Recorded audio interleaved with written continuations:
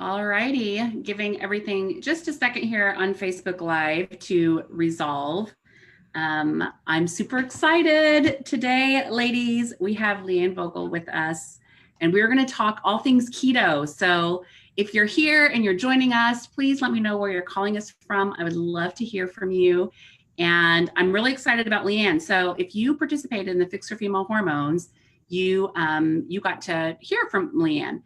One of the things I love about this woman is she is a voice in our space to really help us practically apply what we know from ancestral health and the ketogenic diet to our lives as women with our unique thyroid and hormone issues to really get this diet and program to work for us. And I really, really love that. I feel like the nuance of being a woman in this space and having the kind of issues that we have as we're trying to navigate diet and get a ketogenic diet or any kind of diet for that matter to really work for us is really challenging. And there's not enough people talking about how to do this successfully as a woman. But Leanne has taken this on. She has an excellent book called The Keto Diet. And I actually meant to have it sitting right here, but I just cooked from it last night for dinner and it's in my kitchen.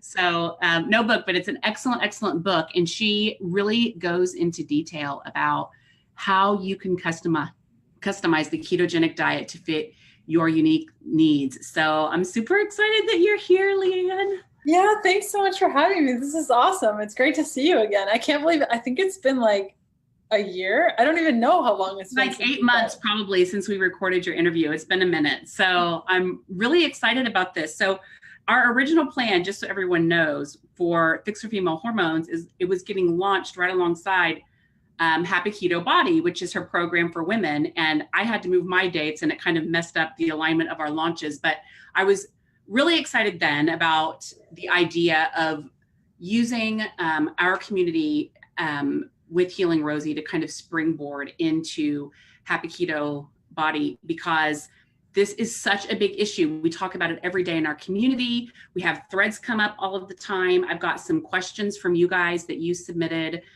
for Leanne that are just indicative of all the questions we have around this keto conversation and how do we get this diet to work for us. So this is going to be a shorter Ask Me Anything than we normally do. Leanne has about half an hour for us. So we're going to respect her time, but dive in to some juicy stuff. So I think it would be great, Leanne, if you first started telling us a little bit about your own health journey, because you kind of backed into keto. And like from my perspective, I'm blown away that you were even able to figure out what you did a few years ago, because there's not really any leading voices in our space that I'm aware of that were really figuring this piece out. So why don't you tell us a little bit about your story?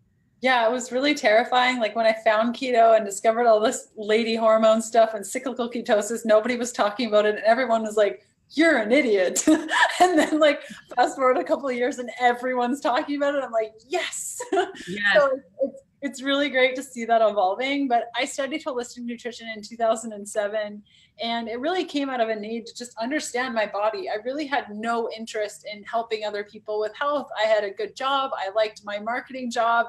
But then I graduated and something changed in me. I got really fired up and kind of angry at the fact that I was doing a lot of things that I didn't know was unhealthy, like hormonal birth control. I got off that so fast, and perfumes and skin lotions and just food in general, and learning about all these things that I started helping people one-on-one, realizing that was a lot of energy to be putting into one person, and I could spread my message a lot stronger on something like a blog. So that's when I started Healthful Pursuit, at the same time as getting off birth control. And I didn't get my period back after going off hormonal birth control. It was 6 months at first. And so I went to my doctor. They said, oh yeah, I can take a year. Come back in a year if you still haven't got it. A year passed. I went back in. They said, well, do you want to get pregnant? And I'm like, no. And they're like, what's a big deal? Just come back when you want to get pregnant. So I was like, cool. So I was teaching people, specifically, I was a holistic nutritionist helping people do more of a raw vegan approach to their eating that I had a lot of success with when it came to digestion. I had ADHD, like very serious ADHD, was on really high medication, but I thought that wasn't really involved in my eating, which looking back was ridiculous that I didn't think that that influenced it. But fast forward 6.5 years, I still hadn't gotten a period. I was a competitive runner, running all the time, training all the time, 3 to 6 hour days for training, depending on the day. And I was training for a triathlon. It was a big competition. I hired a new coach to help me, and I wasn't training as I should have. Like, my muscle wasn't growing and I wasn't getting my best times. And so my coach asked, how long's it been since your last period? And I'm like, 6.5 years, 7 years. And she's like, Leanne, this is no, that's bad. Like, that's why you're dealing with all these problems. And I was like, what do you mean? Like, I don't get a period, but what else is there? It's great. I get to wear my bathing suit whenever I want, white whenever I want. Like, this is great. I don't want babies. Why do I care? But there are a lot of issues that women deal with that are hormone related that we don't think are hormone related, like how we age a lot quicker than our other friends who are the same age as us, or inability to build muscle, or our sex drive, imbalanced skin, whether we deal with like loose skin, acne, irregular periods, weight stalls, depression, anxiety, insulin resistance, weight gain, bone health, low blood pressure, high blood pressure, high glucose, low glucose, like these things you wouldn't think were hormone related. So when this coach said, you got to do something about this, I went to a naturopath. She said, have you heard of a low carb diet? I thought she was crazy because I'm an athlete. I can't eat low carb. And that's when I found keto. And I don't know, something about it. I was so intriguing because it was all this fat and it meant I got to eat bacon, which I hadn't had in like 10 years because I was vegan. I decided to give it a try. Yeah, exactly. So I decided to give it a try. And after 30 days, I was able to get off my ADHD medication. I had been on it for over 20 years for ADHD. And that's when I knew I had found something that was going to change my life. And I got pretty lost with keto for the first 6 months. Like, I was doing the 20 grams of carbs, fasting all the time, counting all the macros, tracking everything. And I was so miserable. My hair was falling out. I was having trouble sleeping. I was losing muscle. My hormones weren't getting any better, but I looked hot, like 6-pack abs. Everyone was commenting on how great I looked, but I wasn't feeling good. And that's when I had this realization moment of like, Leanne, you went to school with this. You paid a lot for your education. You have a lot of doctor friends that work in hormones and women's health. Like, learn about this, uncover what's happening here. And that's when I started merging my holistic nutrition and more functional medicine practice pieces into the ketogenic diet. And after 9 months of following it, I got my period back. And that was in 2015. And I've been menstruating, ovulating, all the eightings since then. So it's been a really cool discovery. So that's kind of how I got to here right now.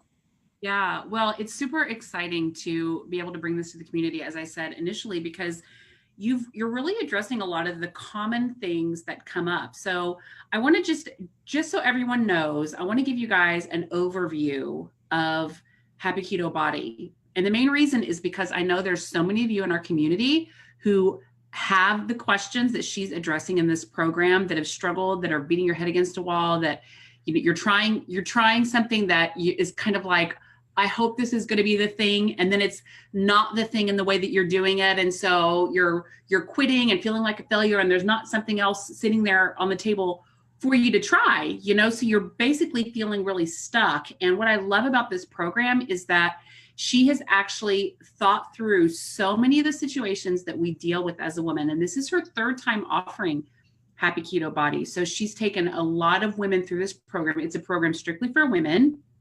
And she has taught these women how to do keto successfully. And she also has teamed up with a couple of other practitioners to really address some of the issues that commonly come up. So Leanne, why don't you just kind of break down the 12 weeks for us so that we understand what you're doing in this program, and especially make sure you talk about the gene piece, because that was really intriguing. Yeah. So I like to think of Happy Keto Body as like a build your own exploration sort of things. Like, you remember those books when we were kids, and it's like, go to page 15 if you want to taste the dragon. Yeah, exactly. So very much like that, where the path that you can follow with me is mostly for beginners. We're talking about how to incorporate fats, what a carbohydrate is. But if that's like well beyond where you're at and you're mostly like, I know keto is awesome, but I'm dealing with all these issues, then you can follow a lot of Dr. Nina Lewis-Larson's videos. And she goes into specifically how your genes allow you or make it very challenging to process fat. So there are specific genes like the ApoE4 gene that if you have this gene, and you can have two of them, you can have a 3 and a 2, a 3 and a 4, all sorts of variations. But if you have a number 4, 1 or 2 of them, it means that you thrive better on monounsaturated fat. And just knowing that and knowing that that exists without even having to test your genes, go 2 weeks. Eat only monounsaturated fat instead of saturated fat, see if you lose the weight. So there are all these little pieces. And the reason I wanted to work with Dr. Nina is because she's been incorporating keto in her private practice as a naturopathic physician for over a decade. And I really wanted a nutritionist and naturopathic doctor to bring their experiences, because what I've experienced for myself and my clients is completely different than in a medical practice where she's dealing with something different. So that's a genetic piece. And so when you sign up with Happy Keto Body, you get the first week, and that first week we call it the Keto Camp. And we're kind of going through the secrets to success. So if you've already been eating keto for a while, here are some tidbits you probably didn't know and some strategies to go through and kind of reassess your ketogenic diet, because a lot of us take information from different sources. And then when we're asked like, hey, why do you intermittent fast every day? People are like, I don't know. Like, I just heard that it was good for me. Okay, well, is it actually working for you every day, or do we need to adjust that? And kind of going through those pieces, as well as educating the beginners. And you can go as fast or as slow as you want in that first week. They're just modules that you go through with your little worksheets and your downloads.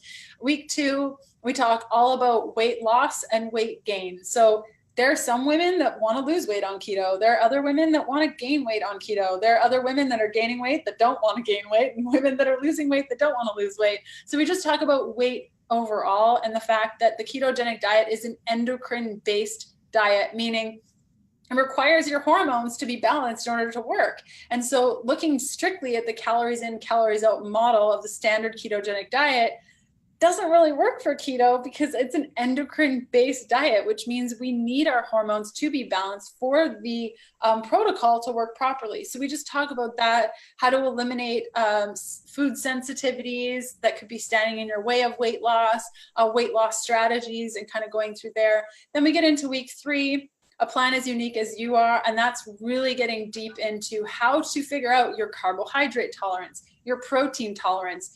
Do you tolerate certain foods better than others? How keto can affect your cholesterol. If you do have some of those genetic variants, you're going to process fat differently, and it's going to show up in your cholesterol more than others. So some people might eat keto and their cholesterol gets lower. Other people might eat keto and their cholesterol increases.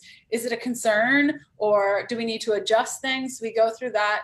Week 4 is really about building up your keto confidence and understanding that we can bust through myths by understanding the science behind keto.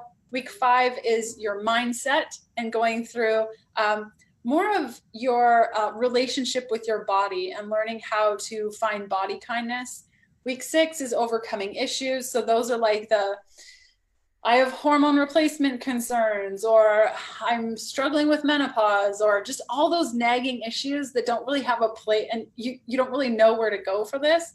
And then weeks 7 to 12 is focused on specific imbalances. So we have adrenal, stress and sleep, thyroid, specifically sex hormones, gut issues, autoimmunity, and then setting up your ketogenic diet for life and giving you tools in that area. So those are kind of the 12 weeks and how we guide you through. And then if you get a VIP membership, you also get coaching once a month for the lifetime of your program. So within the 12 weeks and then beyond. So if you have those issues where you need the permission to do something, I find so many of us know what to do, but then we look on the internet and we're like, I don't see it. Or we talk to our doctor and they're like, don't do it. And we need to talk it out. So it can be helpful to have somebody to talk it out, or having different people like myself, Ali Miller, Dr. Nina, to kind of go through all those items and walk you through every step of the way with the women that are in the program along with you.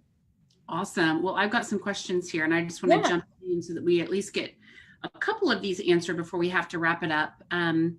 So I want to start a question from Cassie. I started keto when I was already skinny. I think it screwed up my metabolism because I've gained 10 pounds since starting about 4 months ago. What can I do about this? What advice for skinny people wanting to do keto for health benefits do you have? I also want to note that I've tried doing carb cycling like Leanne talks about in her books. And for the first couple months of keto, I was doing well. Now, sometimes I get ravenously hungry and have dealt with lots of bloating. I have been testing positive for ketones in my urine. I suspect that my stress level is a factor and have been managing that better. Please help. Yeah, so there are a lot of different pieces in there. But one thing I'd like to kind of touch on is food quality. So making sure that the foods you're eating are beneficial to your body. And food quality really ties in line with what foods you should be eating for your body. So what we were talking about with the different genes that can express and then make it impossible for us to process saturated fat. When people are told, hey, start eating more fat, the first thing they do is eat dairy, and the next thing they do is eat all saturated fat. And for somebody who has some of these genetic variants, maybe they would do better on more monounsaturated fats. So what you may want to try is, instead of focusing on things like coconut oil or fat from beef or chicken, try incorporating way more olive oil, way more avocado oil, kind of lower down on the saturated fat. And you should notice pretty quickly, like within 2 weeks, 14 days, that things are trending in the right area. Now, when it comes to the carb ups, if you're feeling, you shouldn't feel ravenous on carb ups. So if you're overdoing your carb ups, and carb ups are basically, think of them as you're eating keto all of the time, and sometimes in the evening you're eating some carbs. And there shouldn't be a lot of carbs. Like, we're talking of like an apple on a salad or a sweet potato with dinner. It shouldn't be like a ton. So if we're experiencing like this ravenous feeling, a couple of thoughts that I have are leptin and ghrelin imbalances. And the other piece to that is cortisol. And the fact that she mentioned that it might, her stress might be a factor, kind of points to the fact that when we are stressed, when there is cortisol in our body, cortisol cannot exist in a heightened state without insulin. So now you have cortisol high, insulin high. And when we are in that state, when insulin high, cortisol's high, estrogen's high. And when estrogen gets in on that party, we're going to gain weight really quickly. And so it's important, and people, I know myself included, when I'm stressed out, I'm like, it's just stress, no big deal, I'll get a massage. But it goes so much deeper than that to our hormones. And if we're stimulating that cortisol response and we're stressed and our insulin is up, we're not burning fat, because we can't burn fat in a high insulin state. And when our estrogen is up, we are gaining weight, we are ravenous, we are hungry, and we just want to eat all of the things. So I would definitely look at stress management. Download a free app called Calm, C-A-L-M. It gives you little meditation exercises. They're totally free. Breathing exercises. It takes like 5 minutes a day, and it can make all the difference. So I hope that some of those strategies might be helpful. Is it common for women, or is it something that you've seen where women are gaining weight doing keto? And would you tie that to the kinds of fat most of the time? I would say of all the women, I would give it a good 20% of women might experience weight gain on keto. And some of those women are happy to gain it. And some of those women need to gain it. For example, myself, when I was overcoming amenorrhea, I had to gain weight. I gained about 60 pounds trying to heal my body. And then when I got to the place where I was starting to ovulate, like when ovulation started happening and I was getting my period, I could just, every month I was lower and lower on the scale, and it just happened. Like I didn't even try, it just occurred. And so sometimes we need to allow our bodies that weight gain and kind of let that go so that we can give ourselves the space to heal. And other times it is because we're eating the wrong foods, whether that be you go to Costco and you grab an entire bag of walnuts and you're like, this is keto, and you just keep it at your desk and you're just chowing down. It's a wrong amount of fats and just too many nuts. Or it could be that you're focusing too heavily on dairy. That's a big one. Or saturated fat. Now, the saturated ApoE4 piece that we've been talking about, I think that it impacts like 13 to 18% of all people. So it's not like a big thing, but it's a big enough thing that when you experience it and it's happening to you, it's worth investigating. And the easiest way to determine whether or not it's something that's happening to you without testing your genes and getting them analyzed is just like eat more monounsaturated fat. And if your weight goes down and you're feeling better, awesome. Yeah. I noticed for me that I have to watch the saturated fat. Like I can't just go crazy with saturated fat or I'm going to gain weight.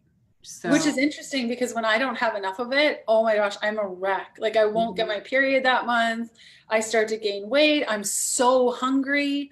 So it has to be such an individualized approach. And that confidence needs to come from somewhere, because then all of a sudden we're like, what am I doing wrong? Because I should be able to have saturated fat. No, there's nothing wrong. You just need to understand that there are different ways of doing it and none of them are wrong. It's just learning about your body and gaining that confidence. Like, yeah, this. Right. Exactly. Okay. That was great. Anne asks, how long should someone stay on a keto diet? That's a really good question. And I think if you're doing more of a restrictive diet, like the diet that many people say is like super bad keto, 20 grams of carbs for the rest of your life. I think it's a good, like if you just want to use keto as like a metabolism reset, I think a good 6 months, and then you can start incorporating carbs. If that's what you want to do, that's great. It might be all you need. For myself, I know that keto is my lifestyle. It's the way that I will continue to eat until my body says enough is enough, but it hasn't yet.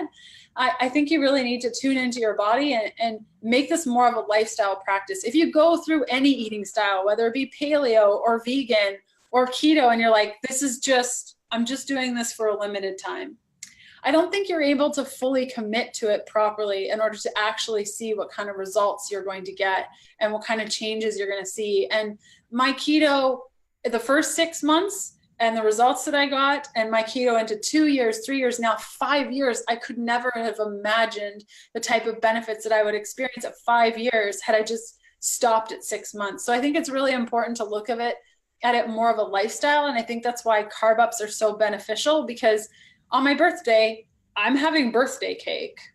Like that's a no-brainer for me. It's not going to be some keto birthday cake. It's going to have icing and sugar and all the things. And that's a choice that I've made, because I know that if I say no birthday cake, Leanne, I'll end up binging on cake later and be miserable, off plan, feeling horrible. So for me to set it up in a lifestyle piece, I really focus on the mental well-being aspect of it. So to answer your question, it can be a couple of weeks, it can be a couple of months, but it can really, really be a lifestyle of eating more fat, lowering your carbs, and approaching it from a long-term process and seeing where it takes you over the course of the phases of your life.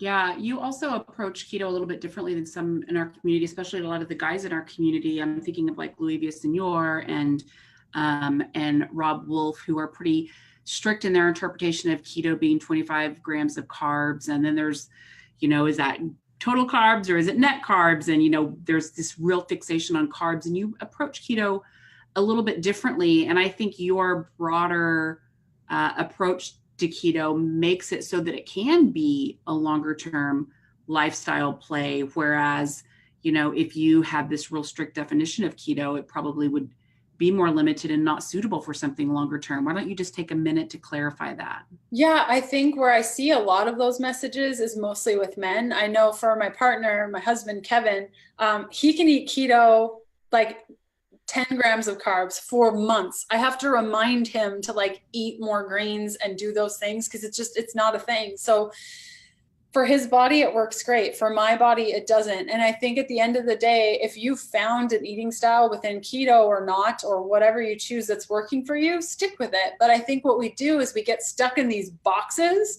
of I am keto, it's 20, 25 grams of carbs, and that's what I do. And meanwhile, your body's yelling at you. Like when I was vegan, I would drive past KFC and like almost die. I couldn't even think about how much I wanted chicken. Like I craved chicken. I dreamt about chicken. One time I was in the swimming pool, I swear I saw chicken. Like that, I needed chicken. And so we need to kind of step back and understand that keto is just a word, vegan is just a word, and paleo is just a word, and how we interpret that. And really with keto is a metabolic state, just like glucose burning is a metabolic state. And glucose burning has thousands of diets attributed to it. But then keto has like one way of doing it. It just doesn't make any sense that this entire metabolic state has one way of doing it. So when I realized that, and I discovered that when we eat keto, we're becoming more insulin sensitive, which means we can handle more carbohydrates, which means we could eat more greens, more broccoli, more cauliflower, more kale, and stay in ketosis, but have more nutrients. I don't see how that's a bad thing for most people. So I think it's really important that we understand that just as we all look different on the outside, we're all going to work a little bit differently on the inside. And I try to steer clear of anyone that says this is the only way to do keto, because they just don't understand my body, where I've come from, my mental health. A lot of that stuff is really triggering for people with a history of disordered eating. So it's really important that we be mindful of all those different areas that make up our uniqueness. Yeah. All right, let's wrap up with this question here from Kimber. Can doing keto exacerbate an unknown thyroid or autoimmune condition? I was on keto for 3 weeks. I lost 6 pounds and had all the usual keto flu symptoms. My nutritionist had me come off keto as the keto flu was lasting longer than she thought it should. 6 months later, I still have the exhaustion, dizziness, general not wellness that showed up with keto. My labs are normal according to Kaiser. I'm trying to figure out if keto triggered something for me or if it's just a coincidence. If one does have a known thyroid or autoimmune issue, can they still do keto? And does one need to modify keto? That's interesting. I've actually never heard of this occurring. And that's not to say that it can't exist. Some thoughts when it comes to thyroid issues. So I'm hypothyroid, and I know that I became hypothyroid because I had an eating disorder for 20 years, and that was very detrimental to just my overall well-being. And so for me, I find that keto is really helpful for that. If I incorporate carb ups, I don't think I'll ever be one of those people unless my thyroid decides to be like 100% awesome. And maybe I never work a day again in my life. I'll be less stressed, where I'll be able to not have carb ups on my ketogenic diet. I find that they're a great tool. But as far as like eating keto for a short period of time and then it just causing a flare up, I haven't heard of it affecting an autoimmune condition of causing a flare up. Now, I have heard, and maybe to do with exhaustion, and it might be worth looking into, if we eat really, really high fat, just like if we eat really, really high sugar, we can exacerbate a condition called candida, and candida can feed off of sugar as well as ketones. So if our ketones get really, really high, really, really fast, or really high for a long period of time, and we do have a history of candida, or we have candida currently, we can actually have that pop up. Now, depending on your symptoms, I don't totally know your health history, but it could be something for you to look at.